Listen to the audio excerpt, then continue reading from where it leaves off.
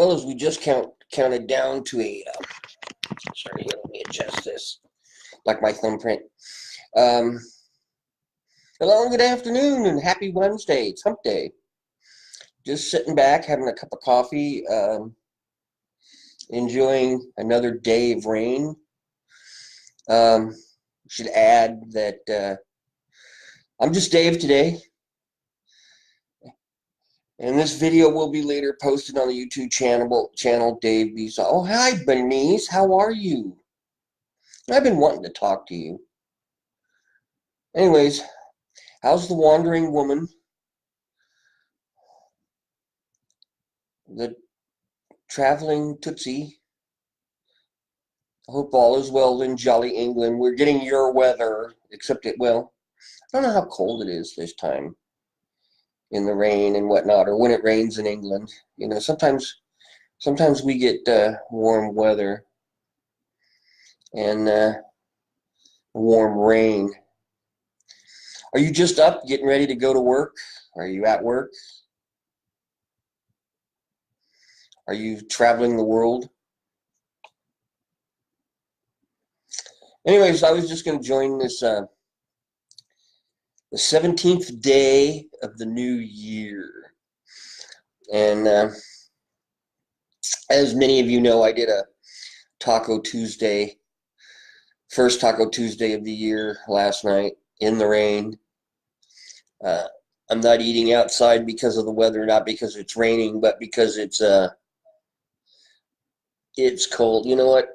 I'm looking at something backwards. And no, off to bed soon. You're a tease. It's kind of chilly here, so, and if it's dark there, I wouldn't mind a nice warm bed. But anyways, I have been up since 3:34 or something like that, Pan American time, or Greenwich American time, or whatever. You know, I have a choice of pinning these comments. I don't know why, what that's for and why. I mean, you know, I love talking to people. I'm glad when somebody joins in. You are always welcome. And I think you should get rid of that damn sign and put up pictures of your face. You always have a happy smile.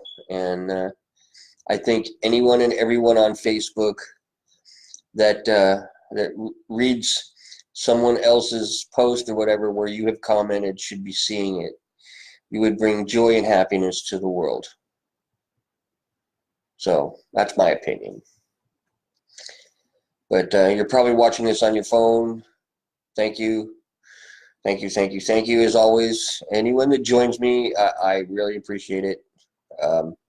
As I was saying, for more videos, or if you want to see this one or watch this one in completion later, it'll be up on Facebook for a while. But it'll be moved to the Dave Bisa channel on YouTube, not to be confused with the Epic Beard. Yes, we are in the beardom. We are in the hairy sanctum of the beard's home. And but he's out. We're in. We want to talk. So let's do that. Let's do that. Let's do that. You know, it's 17 days into the year, and we've had rain, I think, 1 or 2 days every week since the new year, which is good. We need the water, and it keeps me from watering the lawn or something like that. But I need to adjust that. Yeah, there we go. Hey, you're centered. But you know, I've done this before. I've talked about this before in some of my little rants and videos, whatever you want to call them. You know, my musings. That I'm a snow guy. I believe that the snowfall is what is important, and if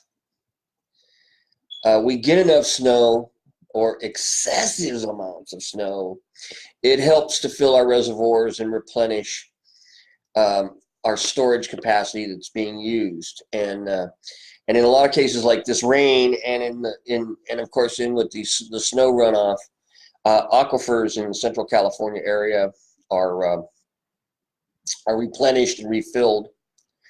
You know, it's that way in the Midwest of the United States. There's this huge aquifer called the Ulaga or whatever, and it's just massive. And but it's low, it's down, and from decades and decades and decades and decades of water consumption and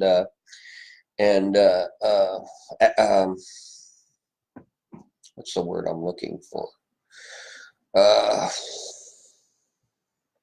where you farm crops with it, irrigation, and it's being more and more difficult to refill. Now you look at another good example is to go to Hoover Dam and look at the lake there, and you can see this white stripe around it, and it sometimes it's pretty damn wide and pretty damn tall, and that's because of the water consumption. And so the water storage has not been anywhere near where it was, where you see that white line, for a long time. And that's why we need, it's not just, a good winter here and there. We need decades of it to replenish it. And at the same time, it just can't stop. It really just can't stop. Population is growing. To me, that's an argument for sealing and controlling the borders.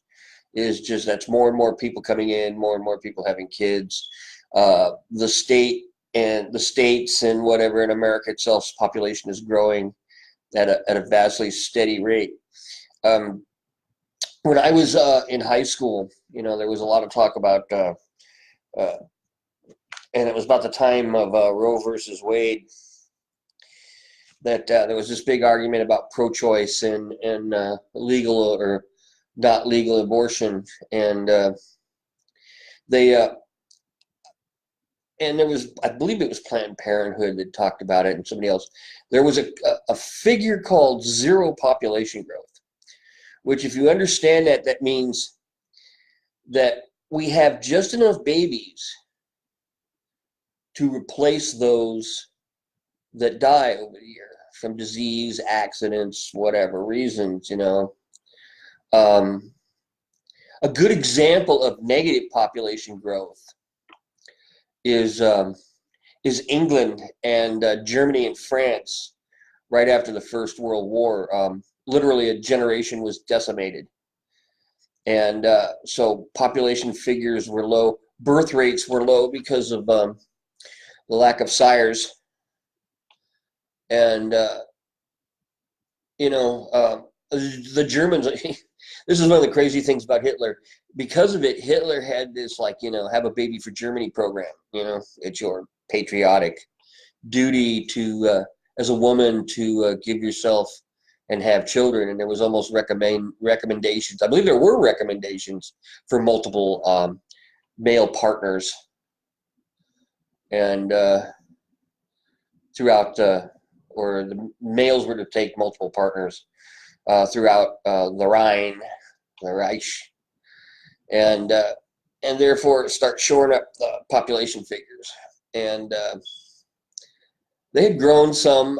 I know in the 20 years that from World War I to World War II, population had grown some, but I think it was still in a negative figure, to where there were birth rates were coming up, but people were the people, the old people or whatever that were dying from disease, accidents, age, whatever, was still outpacing the births, and that's, you got to balance that out. Well, zero population growth is here, right? It's like nothing. It's boom,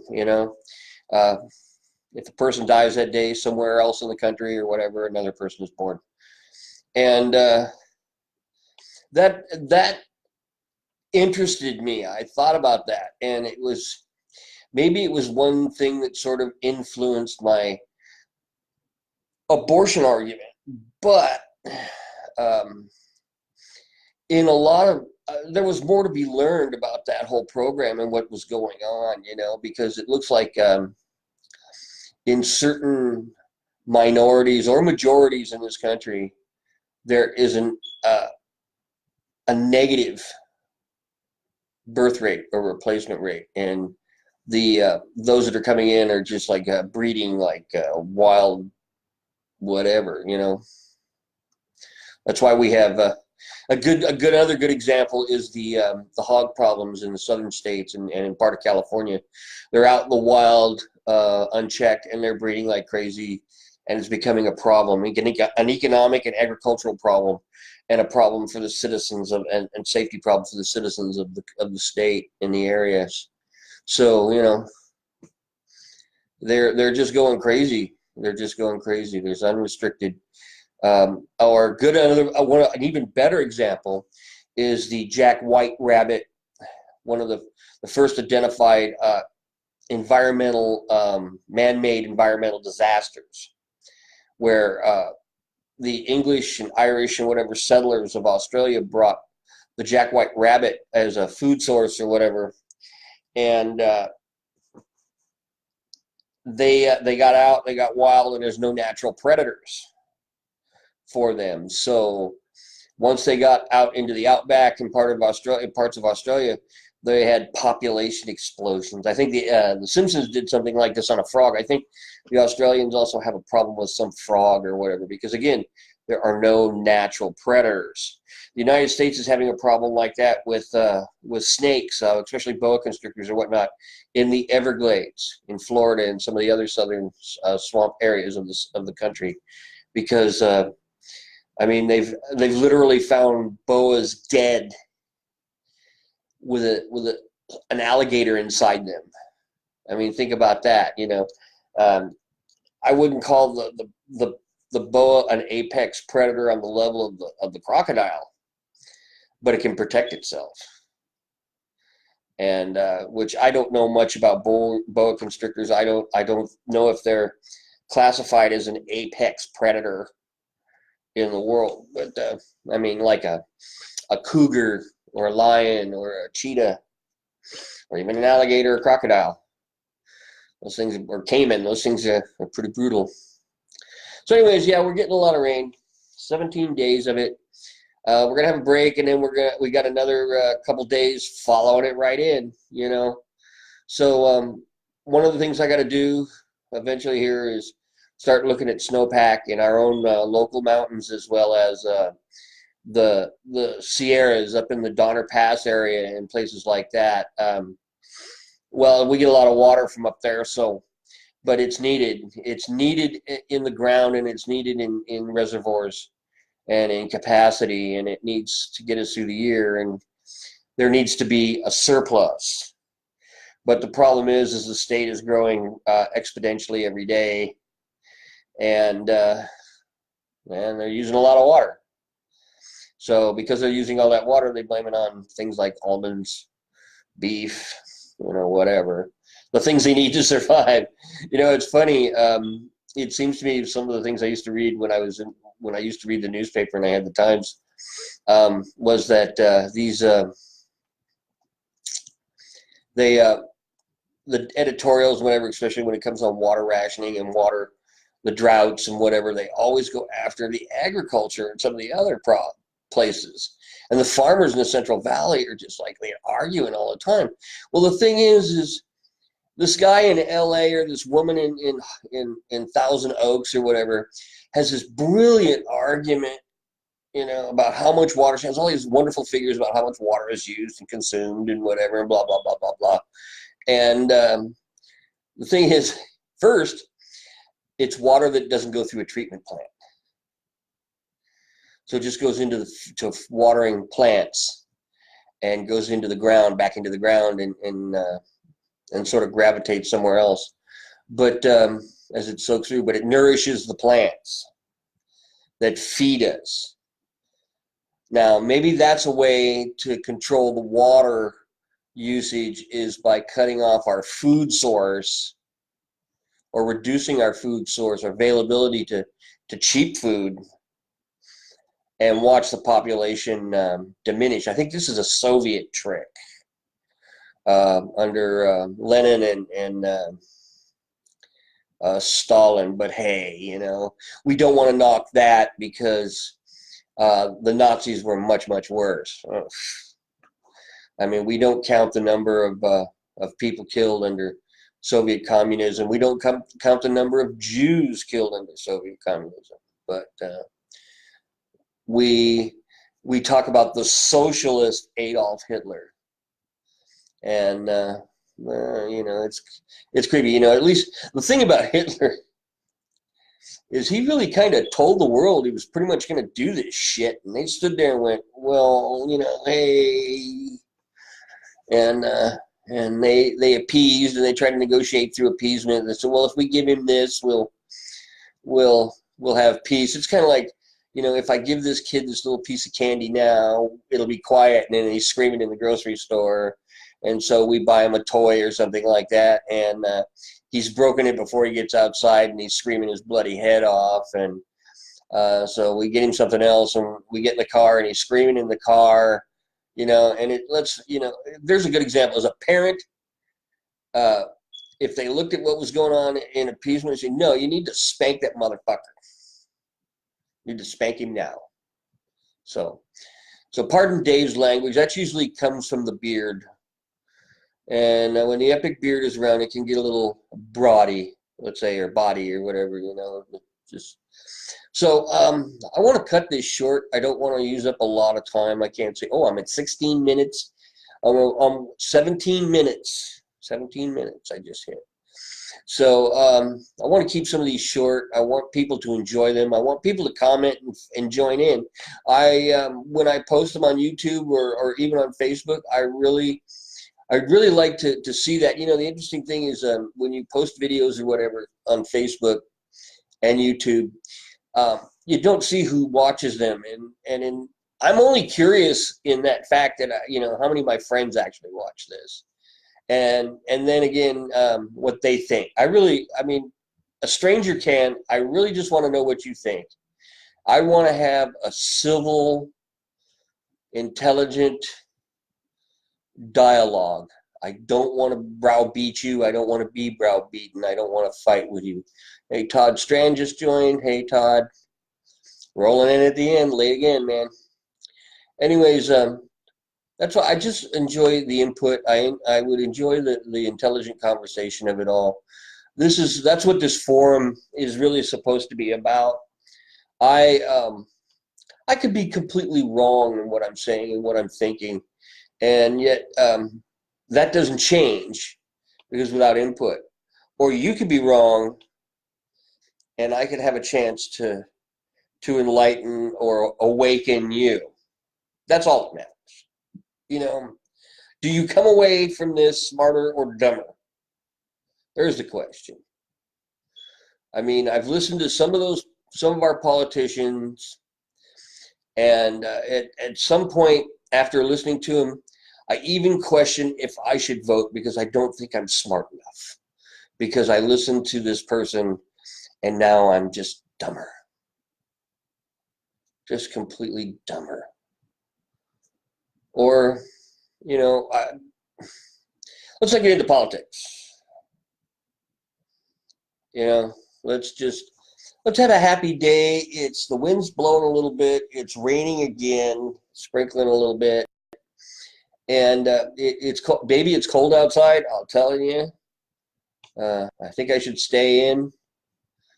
But I may have to go outside. You never know. You got to check to see if the water's rising. I was thinking of going down to the river and taking some video of that, to post. The Santa Ana River, I enjoy it. I don't know what it about it makes me curious or whatever. I've talked to a guy. I talked to a guy from the water from the Army Corps of Engineers or whatever, or Orange County Water Authority, And I don't know how long he'd been here around or doing that job, but I pointed out to him that we were on the river and we were talking about how it can flood. And yeah, he said he'd heard it. I said, yeah, I've seen it going over the overpasses of some of the streets and with about a foot or more of water. And I mean, like Lincoln and Ball Road and maybe Catella, you know, and it's fast water and it's deep, cold rainwater. And that's when we've had rainstorms that were so heavy, and we've had them for a few days, and it just, you know, Prado had to release water, and they were, but yet it was still running over the top of the dam, and you know, parts of Chino Airport and whatnot were flooded underwater, and when you hit that, you know, 2 or 3 days that Lincoln is closed because there's river water. The river has crested the road. You know, it's like you're out back somewhere. You're out in the hills in the eastern end of the United States, like Kentucky and in Tennessee. And don't get me wrong, man. Those, you know what? If you've seen some video or know anyone or been back there, there are some beautiful places, and there's some beautiful places in the South. And you know, there's nothing wrong about a rural lifestyle as long as you can support it and maintain it. I watch a video of a gentleman because he's got a machine shop in his barn or in his garage or whatever out behind his house, and he lives on 7 acres in Kentucky. And he's got this cool machine shop, but he's got all this land. He grows some of his vegetables, corn and watermelon and some of the other things like that. You know, some sustainable crops, and he harvests. He hunts a little bit, so he pulls meat off his land, and you know, he's not some crazy guy. He's 15-20 minutes out of the nearest town or city and where he works. But out there, a lot of times when you're watching his video, you're slightly drowned out a little bit by the crickets or the bugs in the outside, you know. I don't know what but you go out there and you can just hear this din. And to me, that's cool. That's I'm sure there are moments, especially at night or other times, where it's just completely still and quiet. And that's something I don't have here. I got a freeway a half a block from me, you know. And even though it has sound walls or whatever, it comes over the walls and it's loud, and there's this din. And there's from the roads around me, I can hear guys in cars or motorcycles kind of jump on it and just in the middle of the night, and when I'm trying to sleep. So anyways, thanks, Bernice, for joining me. I don't know if you're still there. Thanks for Todd for joining me. Anyone else, please comment if you watched any of this, and if you have an opinion or whether you like it or not. Please, don't care. I just want to know and hear from all of you. And oh, I didn't know I had an invite friends button. Cool. So